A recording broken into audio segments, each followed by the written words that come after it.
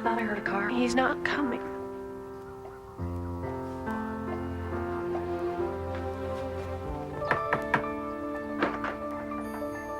Dad. These are for you. Mom, what's he doing? Oh, good evening, Mrs. Larson. I can certainly see where Melissa gets her good looks.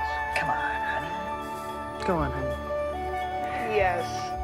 Take a moment and make a memory from the Church of Jesus Christ of Latter-day Saints.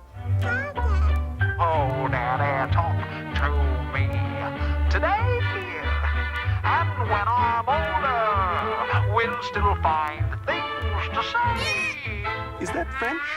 You know, it's true, my daddy. What are you gonna do when you grow up? A drummer, of course, in a band. If you want your children to talk to you when they're older, talk to them when they're younger. From the Church of Jesus Christ of Latter-day Saints. We got a lot to talk about. Remember when they first started showing those spots on TV? We were just kids. You know, the thing that I like most about those spots is that they remind me of how things could be. I think most families want to feel close like that. We just don't always know how to make it happen. For the next few minutes, we're going to go behind the scenes for a closer look at some principles that can help. Wow. So, what does all this have to do with building stronger families? Well, like the movies, things aren't always as simple as they appear. I mean, there's a lot of work that goes on behind the scenes. No. You know, I hadn't really thought of it like that before. The successful families I know really have to work at communicating with each other. And they have to make time to be together. And they have a strong foundation of shared values. Yeah, and none of those things come easy, but, you know, maybe those are the very answers that we're all looking for. Are you listening? The sweetest part of life is finding your way home. Loving those who need you, having a place where you know you belong.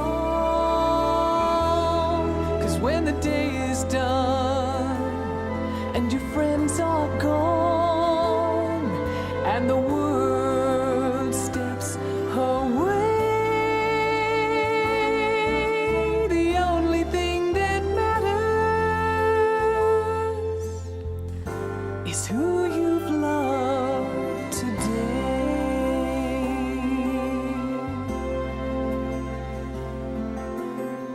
Who have you loved today? Who have you loved today? I think most of us agree communication is important. Yeah, but it's not easy. It takes time, effort, and patience. What is that? Nothing. I said no before. The answer is still no. All you do is lecture. Why can't you listen for once? I'm not lecturing. Listen, you are not... Stan, I'm getting so tired of this. I mean, it's like I'm talking to you, you're not even listening to me. So we've talked and we have talked and we have talked. We've accomplished nothing. Sue, I love you, but I don't understand what is going on. And I don't think that you do either. Well, at least I'm trying to. Stan! Good night. Fine, sleep on the couch. See if I care. So, if you want to do better, where do you start? Well, let's really go behind the scenes and talk to the experts. I think it's important that families talk, because if there's no communication, there are a lot of little problems become big problems, misunderstandings become big misunderstandings. It's important that everyone gets a chance to talk about how they feel. Communication is an acknowledgement of our connectedness, whether we're talking to each other, whether we're touching each other, whether we're just watching each other and noticing what's going on. That's what acknowledges the fact that we're connected, and when we stop doing those things, the connectedness starts to disappear. We tend sometimes to think we read other people's minds, and sometimes we think we know what our children are saying. Children sometimes think they know how mom and dad think about them. It's words that kind of cut through that. Without communication, both verbally and that nonverbal communication that says, I'm here, I'm with you, I care, I'm listening, that sort of thing, people become mysteries to us. We think we know them, but we really don't. But the heart is the most important thing in communication, not necessarily the words. Do you want to go there? That's what we'll do. No, we're not. No. Marriage isn't supposed to be like this. Tyler, we agreed you'd spend the lunch hour copying the makeup assignment on the blackboard. There's another guy doing his makeup. Come with me.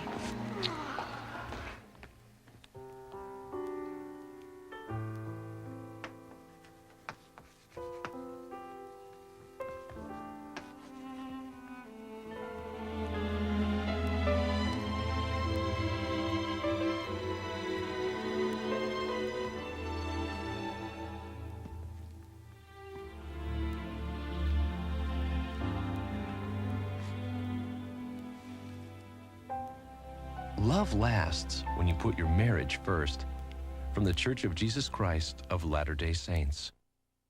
And so that's what they're asking for in question 2. Which segment is a reflection of A, B, okay? I just don't get it, okay? Well, you're just not listening. Look, it's really simple. It's easy. All I ever do is listen to you. Why can't you ever listen to me? There's no more likely way to invite somebody not to listen to you than to demand it.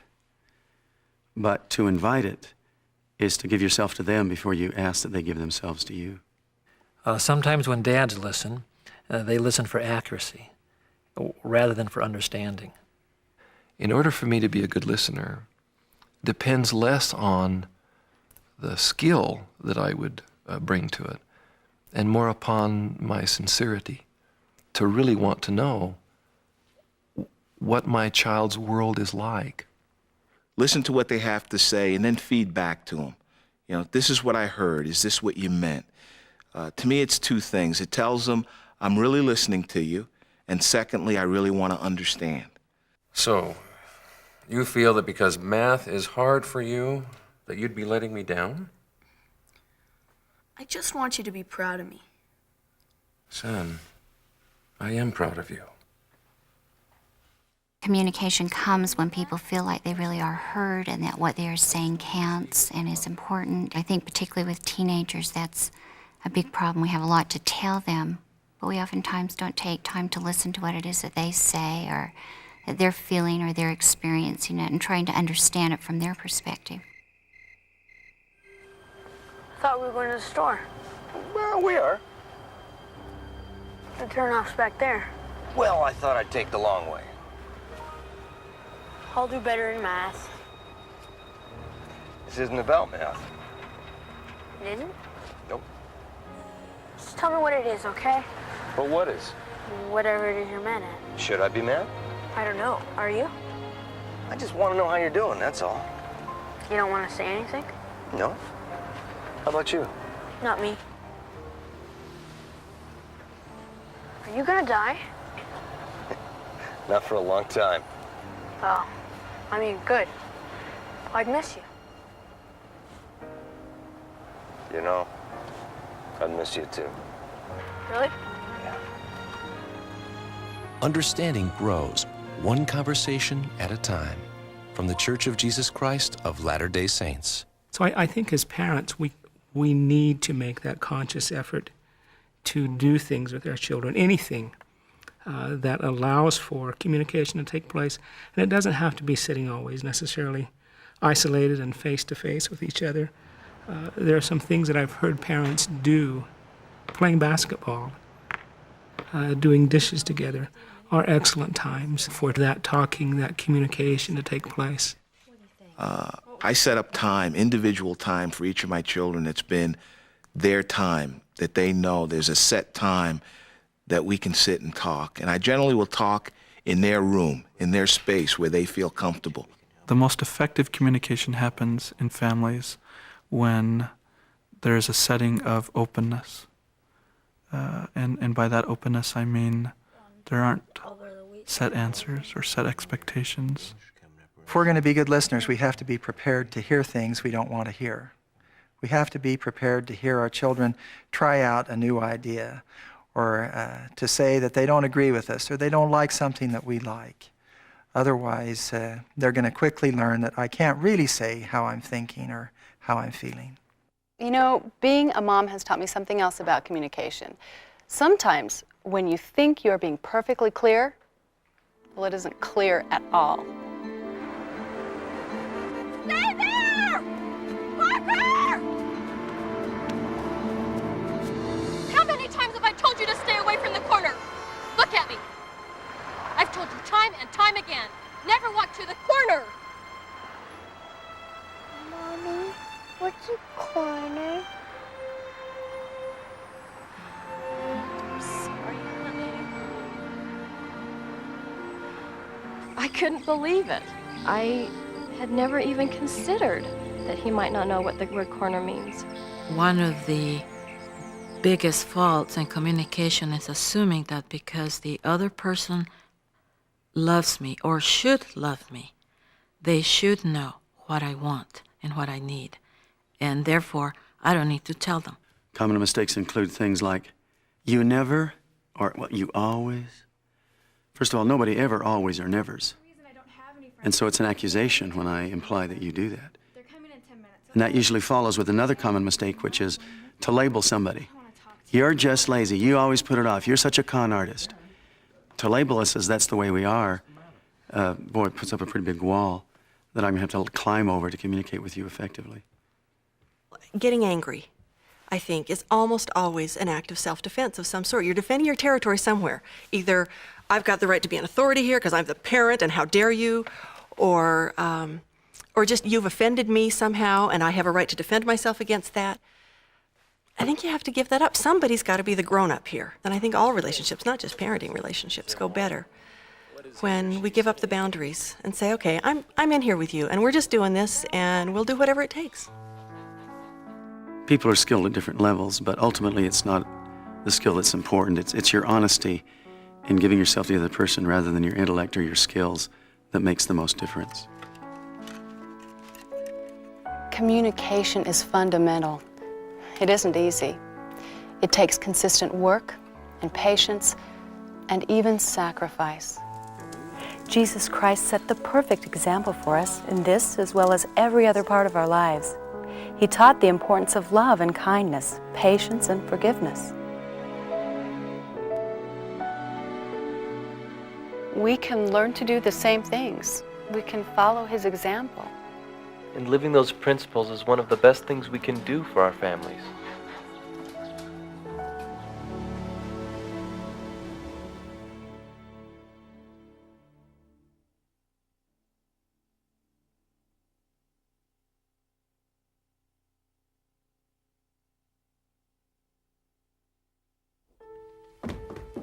It's so easy to get caught up in day-to-day grind, you know, and in the process, you end up missing some of the greatest opportunities in life. I started a new job. We had a new house. We were expecting a new baby. There was lots of responsibility, lots of pressure. Sometimes you get on this treadmill of success, and you just can't seem to get off.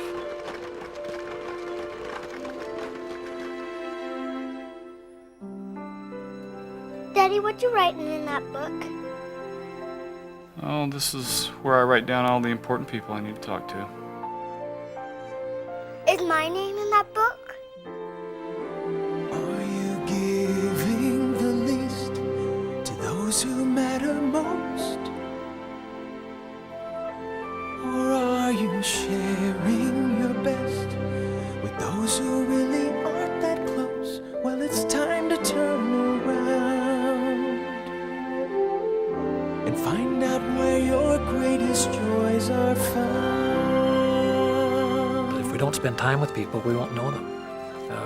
I may daydream that I love my child and want to go fishing with them, or enjoy my daughter and would like to pitch the softball to her. And that's great, but if I don't do that, I won't strengthen the relationship. Children spell love T-I-M-E.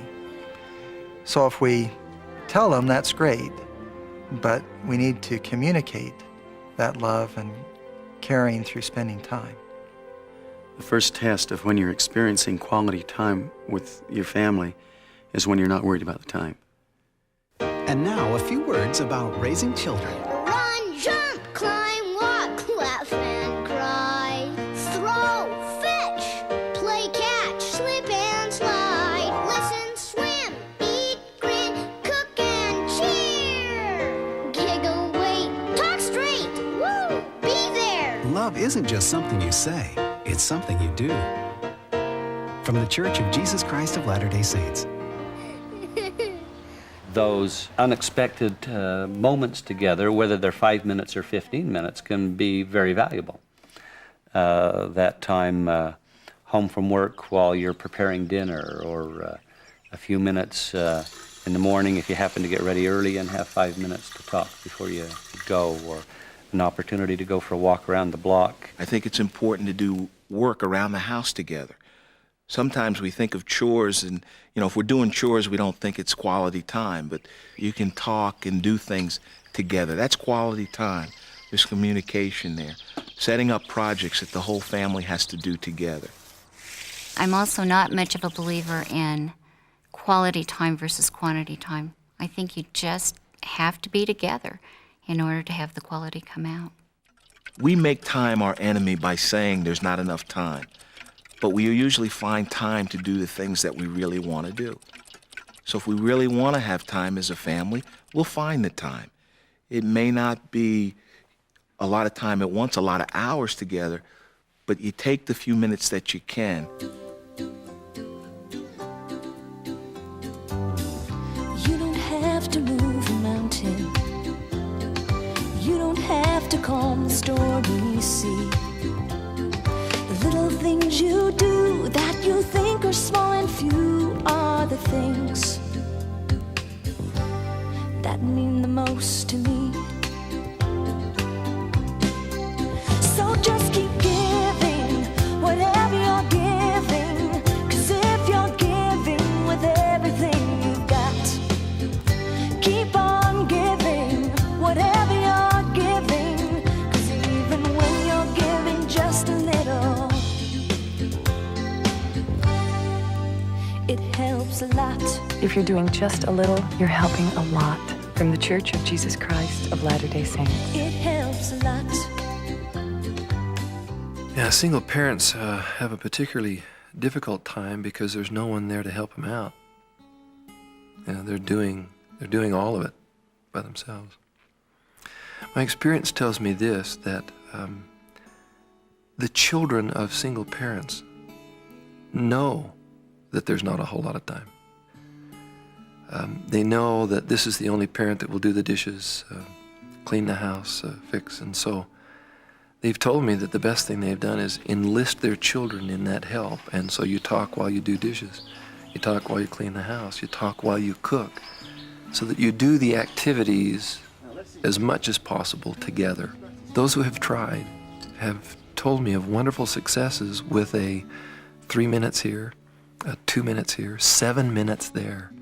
And they've also said this, that 7 minutes is enough. Special blessings come to parents who are doing it on their own. And I suspect they come to well-intentioned parents, whether they're religious or not. I'm not sure you have to ask for these kinds of blessings. I think raising children is an important enough task that those blessings are going to come to you. And you need to have some trust in that. And do what you can. And, you give it your best. But that's all you can do. And when you've given it your best, you trust that help will come where it needs to come. Mealtime traditionally has been seen as the time when all the members of the family come together. It is one of the most important moments in family time. Increasingly, families don't spend very many meals together. But for meals to be positive, they again need to be a time where we're focusing on building relationships more than we're focusing on good nutrition or keeping elbows off the table. So did you tell them? If we can use that meal time to be a time to talk about what was good during the day, anything fun or interesting that happened, for parents to volunteer some things about their day rather than to just ask children, what did you do today? If we don't have the chance to sit down and say, hello, I remember you, we're related, we're still connected here, that's a fragile thing. It evaporates easily. And affirming it once a day at meal times. Otherwise, there isn't time. Hey, going fishing? Go all the time. Doesn't that cut into the time you spend with your family? Nope. Why not? Because they come with me. The best time for your family is your time. From the Church of Jesus Christ of Latter-day Saints. One of the simple things for parents to do to plan some good time with their children is to sit down with a piece of paper and ask the child to list some things that they would like to do together. We have found that we actually have to schedule it, and that doesn't feel spontaneous and wonderful, but if we don't, sometimes we don't have it. And you schedule the time with your child, not so that the child can feel wonderfully blessed by your presence. That's a bad message. You schedule the time with your child so the child knows that you are very fortunate to spend time with them. I'm going to be going on vacation these days right here. Okay. Family councils are good ways to come together to ask the kids what they want to do. And it may be as simple as saying, this month we're planning a family activity for the third Saturday. Let's make sure we keep that day open because we're going to do that. That builds in a child a sense of worth that I not only receive from my parents, but I also contribute to this family. Given how busy we all are, I think families have to take time to have time to talk to each other. Make a time when just talking and being together is what we're doing.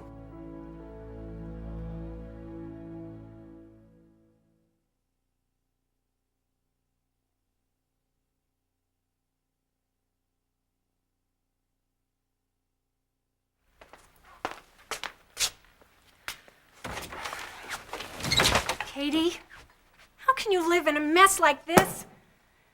Katie, did you hear me? How can you live in this mess? It's my room. Well, it's my house. Every single thing in this house is something I bought for you. You don't use it. Like, you don't even take care of it. I'm tired of this. It's normal to have conflict. You can't raise children without conflict. You take a child that's totally dependent, by the time that child will leave your home, they'll be an independent adult. That transformation just breeds conflict. The challenging thing is to look at the conflict and recognize that my responsibility here is not to extinguish it, because that would be really to destroy those relationships. It's to figure out a way to how to resolve the conflict. Often parents of teenagers have situations where the child plays what I call the brain drain game. And parents play into that, unfortunately. Why would you let me have it? It's not something that you absolutely need. No, you can't have it. Everything you get is not something you absolutely need. That's the difference. I'm out making the money. That's it. We won't discuss this anymore. So if I got a job, could I get it? No. Don't play that game with them.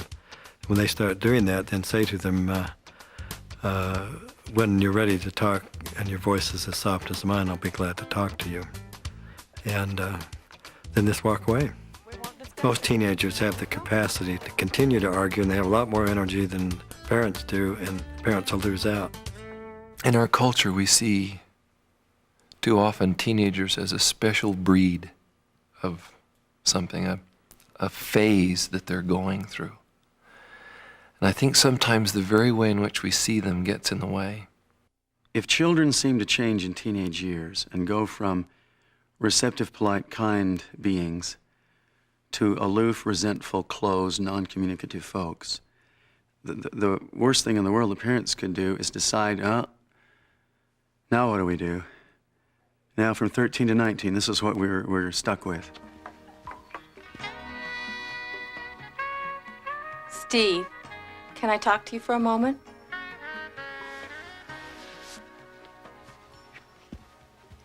Yeah, Mom, what's up? What are you guys watching in there? Just a video. The key to effective discipline is to have talked in advance about what the rules and what the consequences will be, especially at a time when we're not upset and we're both feeling good. Then when the time comes that we have to enforce the rule, we've had a prior understanding, and the child doesn't view it as something we're doing because we're mad or upset or older, and somehow we get a charge out of making them unhappy. The number one thing is to choose your battles, and you can't have everything have equal importance. So choose those things that are the most important, and maybe ignore or minimize those other things. Sit back and let you get away with this. If expectations are clear, and if they know that even when they've done something that you don't approve of, that you don't want them to do, that you're still there, that you're going to get through this, then the whole conversation gets easier. But we can't control them. We can't make them be who or what we want them to be. Well, if the parents said to them, You don't want to do it? look, I'm sick and tired of trying to communicate to you and having you sit there and say nothing. I don't know of a child in the world that would say, oh, I apologize, Mother. Thank you for pointing that out to me. No, the response is going to be either more silence or an intensification of refusal to communicate.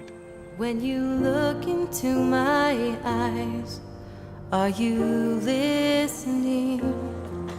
Can you read between the lines and see inside me? Growing up is awful.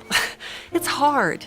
And I think it's getting harder. I'm looking at my children and saying, they're facing things I never dreamed of, I never had to deal with, and it's tough. It hurts. They need a lot of encouragement. They need to be able to find strength with you. And if you offer them that, they'll take it. The teens that I've worked with have been willing to talk with their parents and tell them things, not because their parents possess some special ability, but because, as they said, I can go and talk to them. I can tell them things. They may be ready to talk at midnight, or they may be willing to talk for a few minutes on their way out the door. And I think the task for parents is to take advantage of those opportunities when they are willing to talk to you, instead of having to still have control and have it on the parents' time schedule. If I open up the door, will you be ready? I promise I'll be there for sure. Let's just keep trying. When you're talking with your teenager, they need a parent. They need someone who has some good, kind, wise, I've had a little experience kind of counsel with them. Yeah, but it's a lot tougher than I thought it would be. I find that they are as willing to be taught as any other age group, and in some ways maybe more willing to be taught. Katie?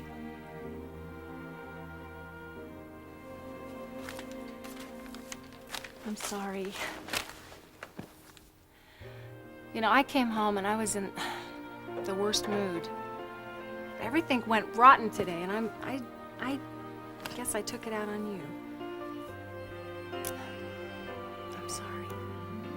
If a parent is able to sincerely say, I'm sorry, that doesn't in any way lessen their authority or their power in the home. It actually invites the child to see them in a different light. When a parent can say to a child, I'm sorry, I've disappointed you, I was wrong, I was angry, forgive me. I think it's almost or perhaps stronger than I love you. You can find my heart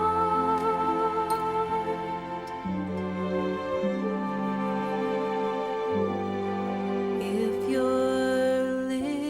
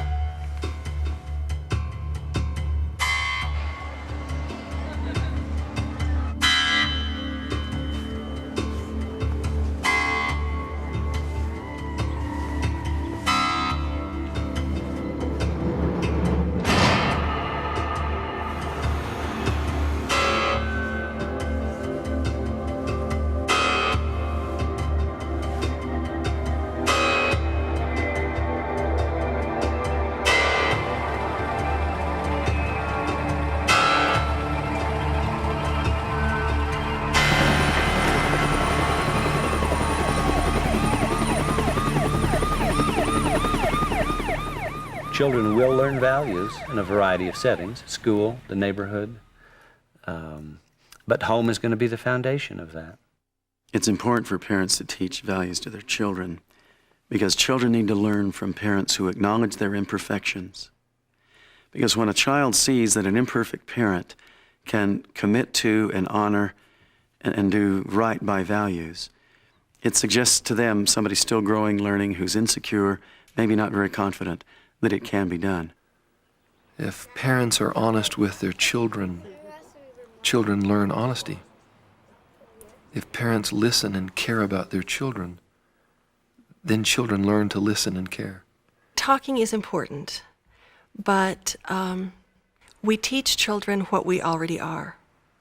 Children learn to value what we actually value, not what we tell them to value, not what we say we value, but what we actually value. You've got to be a good example. You have to live the values that you say you believe in. One of the most ironic things about gangs is that a considerable percentage of young people who get involved in gangs get involved because it gives a sense of belonging, a sense of identity, and a sense of protection. They're looking for some place where they can feel that they're important. They're looking for some place to go where they feel somebody cares about them. You need to have a relationship with your child that is more open and more important to them than a gang. And then what you'll do is you will battle with the negative influences out in the world by supplying them with something much more positive in their home. And they may not take an interest in the negativity out there. They won't need it because their needs are being taken care of in their home first. I never meant for this to happen. Things just kind of got out of control.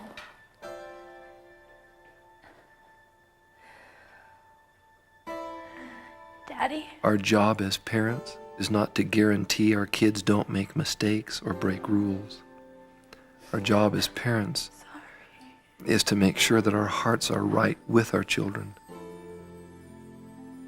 so that we teach them the rules, we teach them the right things, and then if they break them, if our hearts are still right with them, we're someone they can come to talk about that, to fix it. I think a lot of parents are quick, when a child makes a wrong decision, they're quick to punish rather than to discipline. And discipline helps a child to learn. Punishment helps a parent who's been hurt to feel better. They may have made a real lousy decision, but you're going to help them dig out of it. They'll do the work, but you'll be right there with them. I think that's the first thing they need to hear. Because they've already probably, in these serious instances, given up on themselves. They're just hoping that you haven't. And I think that's the hardest part. It's so easy to be angry when they've broken the rules.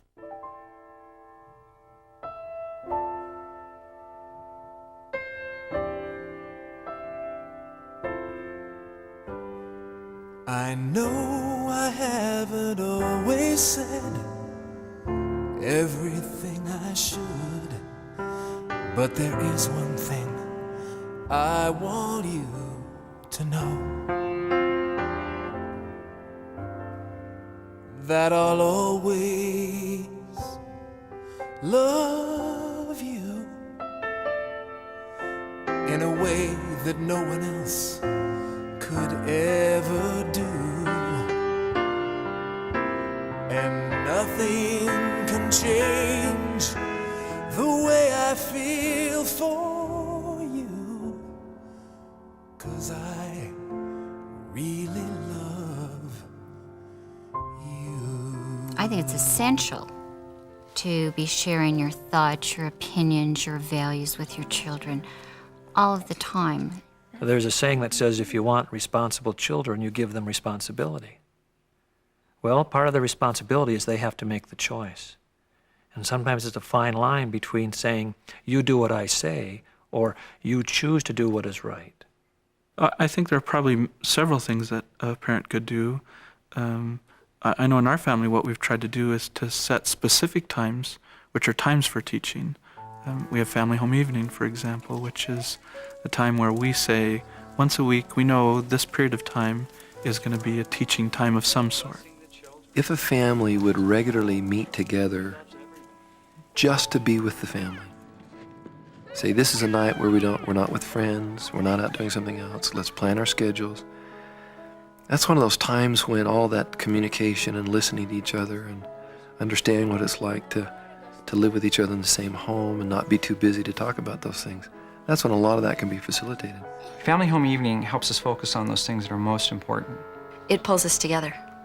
I feel that family home evening brings me closer to my brothers and sisters, so I tend to ask them for advice rather than my friends. I think that all of the principles that we need for raising our children and for having good families can be based on religious principles. It's important, I believe, to teach our children very early these principles. Family prayers not only teaches love for God, but that confirms that He is there. I've noticed something about young people who have a deep commitment to something other than themselves. It means that they believe they were created for a purpose. It means they have a sense that they're connected to another person in the universe. And it means they believe that they have a mission. Because our first introduction into the world is an introduction into the family, that becomes the foundation from which I think we see the rest of everything in our lives. Parenting is the most expensive in time, money, and effort, the most expensive activity in the world. It will do more to take your energy away than anything. Why? Because it's the most rewarding and it's the most important. Sometimes people feel like this is it. This is a lost cause, or it's not worth trying anymore. You can make it better. People do change. Skills can be learned. Relationships can heal. And viewing it as that process that we're in instead of an end result that we're trying to get at, I think is really helpful. Perhaps you've made many mistakes. Perhaps for years you've done the wrong thing. But the very next breath you take, the very next word you say, the very next step can be in a different direction than the one you've been taking. Susan? Don't give up on each other. Don't give up on your children. Don't give up on yourselves. Families and children are lost when we throw them away. And if you're not willing to throw your children away or throw your family away, it can be fixed. The ideas we've shared in this program can help. They're not 5-second formulas for change, but they work. There's one more important idea to remember too. These principles that can help us have closer, happier families aren't new. No, they've been around a long time. They come from Jesus Christ. He taught us how we should care for each other. He set an example. We can apply those same principles: kindness, persuasion, gentleness, forgiveness. If you would like to know more about how the teachings of Jesus Christ can strengthen your family, we encourage you to talk with a representative of the Church of Jesus Christ of Latter-day Saints, or call this toll-free number for more information. Families are the greatest source of happiness in life. And that's what we're all really looking for, isn't it? You know, the most important work we'll ever do will be right in our own homes. I mean, there may be challenges to deal with. Right, and problems to solve. But in spite of all that, there are answers.